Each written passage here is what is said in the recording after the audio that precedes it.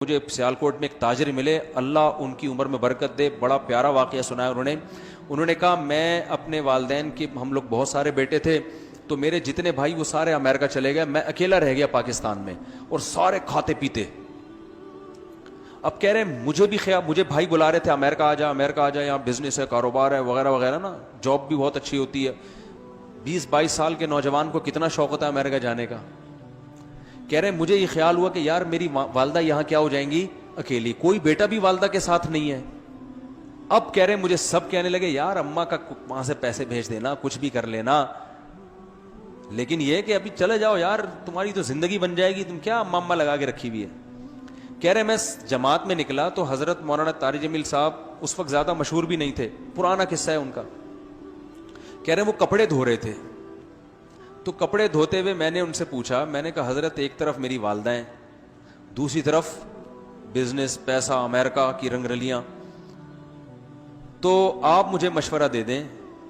کہ میں امریکہ جاؤں یا یہاں رہ کے اپنی والدہ کی خدمت کروں، یہیں کوئی روزگار تلاش کروں۔ تو کہتا ہے انہوں نے مجھے خود اپنا واقعہ سنا ہے، کہہ رہے ہیں کپڑے دھوتے دھوتے نا میری طرف ایک نظر اٹھا کے، ان کی سرائیکی زبان ہے نا، سرائیکی ہے بدنی پنجابی حضرت کی، تو اس زبان میں مجھ سے کہا کہ ادھر کوئی اور اللہ ہے جو ادھر تجھے رزق دے گا، یعنی پاکستان میں رزق دینے والا اللہ کوئی اور ہے اور وہاں رزق دینے والا اللہ۔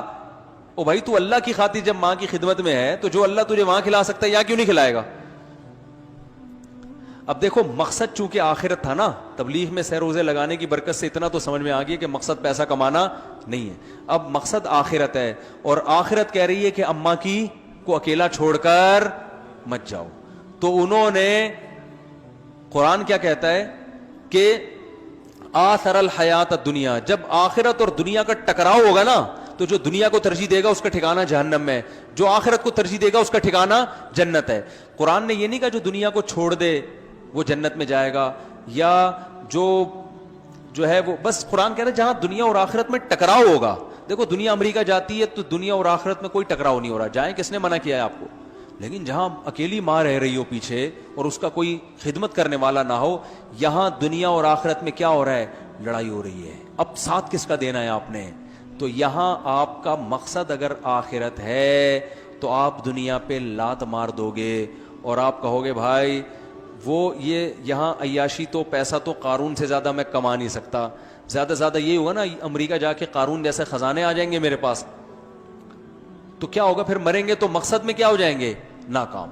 تو انہوں نے، کہتے ہیں حضرت مولانا نے مجھے اتنی سی بات کہی کہ بھائی وہاں کا اللہ کوئی اور ہے اور یہاں کا کوئی اور ہے، تو چلا جا، اگر وہی اللہ یہاں بھی رزق دے سکتا ہے وہاں بھی تو پھر یہیں رہو۔ کہہ رہے بس میں نے کہا ٹھیک ہے، یہ ہمت کرنا کم عمری میں آسان کام نہیں ہوتا۔ تو میں نے ان کی فیکٹری دیکھی، ماشاءاللہ، ان کو جو اللہ نے نوازا ہے پاکستان میں، سب بہن بھائیوں سے کئی گنا زیادہ نوازا ہے۔ کتنا نوازا ہے میں بیان کروں گا تو وہ نواز شریف نہ کہیں،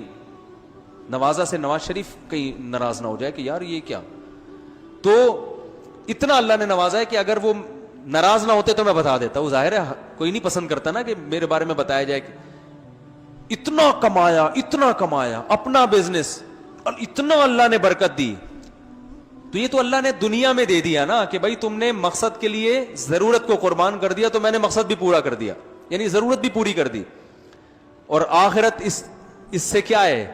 آخرت کا اجر تو ماں کی خدمت میں، تو آخرت میں جو اللہ نے رکھا ہے وہ تو ہم سوچ بھی نہیں سکتے۔ تو بھائی یہی لائف اسٹائل اللہ ہم سے چاہتا ہے، تو یہ باتیں بتانے کے لیے پیغمبر آتے ہیں، پیغمبروں کے علاوہ کوئی اور یہ باتیں نہیں بتاتا، اور پیغمبروں کے جانے کے بعد علماء یہ باتیں بتاتے ہیں جو پیغمبروں کے وارث ہیں۔ تو اب آپ کو اس آیت کا مطلب سمجھ میں آیا ہوگا کہ موسیٰ علیہ السلام بنی اسرائیل سے کہہ رہے ہیں کہ اللہ نے تم پر سب سے بڑا احسان کیا، تم میں پیغمبر بھیجے، دوسری قوموں میں نہیں بھیجے۔ کیا مطلب، تمہیں پرپز آف لائف پتا ہے، دوسری قوموں کو پیدا ہونے کا مقصد نہیں پتا۔ تو اس سے یہ بھی پتا چلتا ہے اسی آیت سے کہ جس قوم میں علماء ہیں جن کو دیسی زبان میں مولوی کہا جاتا ہے اور دنیا کا سب سے ناکام ترین طبقہ سمجھا جاتا ہے، اللہ کی نظر میں ان مولاناؤں کا وجود جو اہل حق ہیں ان کا وجود کسی قوم میں اللہ کی سب سے بڑی نعمت ہے۔ جس کو آپ دنیا کا سب سے بیکار ترین طبقہ سمجھتے ہو, بشرطے کہ اہل حق عالم ہو, روحانی ٹوپی ڈرامے نہ ہو, بدعتی نہ ہو. Thanks for